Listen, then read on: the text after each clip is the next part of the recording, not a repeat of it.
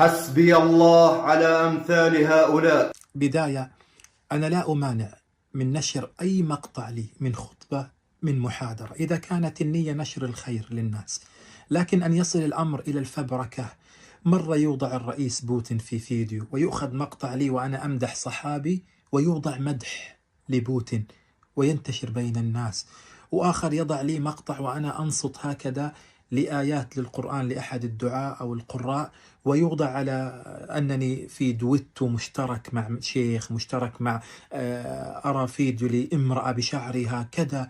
يا أخوان اتقوا الله، اتقوا الله يا أخوان، والله هناك 1000 وسيلة لجمع المشاهدات. اتقوا الله. والله والله والله كل من يفبرك هذه المقاطع ويضع لي مقطع في دويتو مع أحدهم ويضع هذه المقاطع المفبركة لن أسامحه وأنا خصيمه يوم القيامة.